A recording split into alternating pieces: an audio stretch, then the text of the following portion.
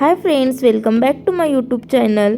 तर आज आपण बघणार आहोत उपवासाचे साबुदाणा आप्पे कसे बनवायचे।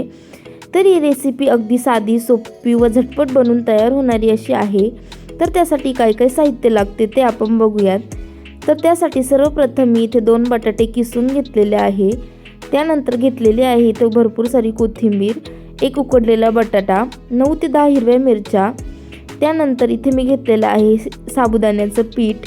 इथे मी साबुदाणा भाजून त्याचं पीठ बनवून घेतलेलं आहे, मीठ आणि 5 ते 6 तास भिजवलेला साबुदाणा।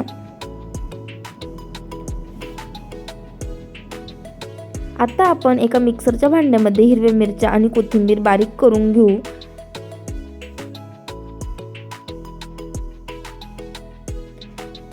अशा पद्धतीने आता आपण आपला उकडलेला बटाटा देखील किसून घेऊ। त्यामध्ये आता आपल्याला घालायचं आहे साबुदाणा पीठ, त्यानंतर भिजवलेले साबुदाणा, मीठ, लसूण आणि कोथिंबीरीचे वाटण व शेवटी आपण घालणार आहोत किसलेले बटाटे।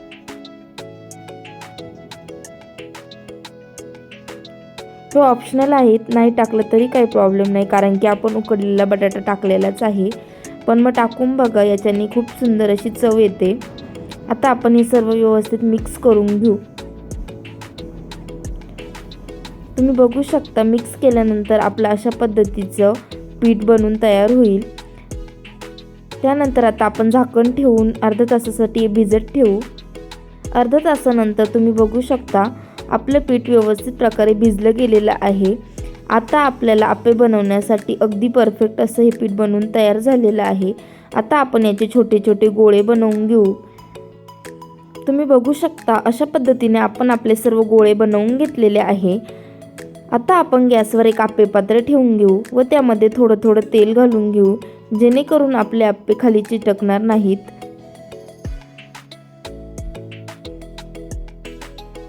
सर्व याच्यात तेल घालून झाल्यानंतर आपण त्यामध्ये आपले जे आपण गोळे बनवून घेतलेले आहेत ते ठेवून घेऊयात।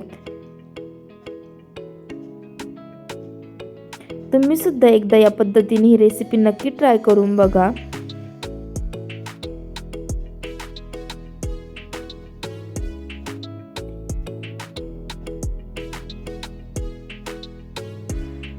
अशा पद्धतीने आपल्याला सर्व गोळे त्यामध्ये ठेवून घ्यायचे आहे। तुम्ही बघू शकता। आता आपण गोळे ठेवून झाल्यानंतर त्यावर साईडने थोडं थोडं तेल घालणार आहोत।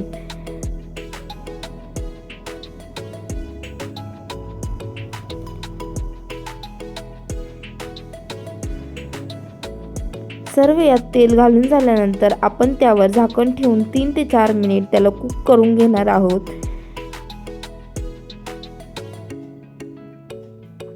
3 ते 4 मिनिट झालेले आहेत। आता आपण याला पलटवून घेऊ, जेणेकरून ते दुसऱ्या साईडने सुद्धा व्यवस्थित प्रकारे कुक होईल। बघू शकता तुम्ही, याला हलकासा गोल्डन ब्राऊन रंग आलेला आहे। अगदी अशाच पद्धतीने आपल्याला दुसऱ्या साईडने देखील हे कुक करून घ्यायचे आहे। इथे सर्व पलटवून झाल्यानंतर आपण पुन्हा झाकण ठेवून याला 3 ते 4 मिनिट ठेवूयात। 3 ते 4 मिनिटानंतर तुम्ही बघू शकता दुसऱ्या साईडने देखील हे अगदी परफेक्टली शिजले गेलेले आहेत।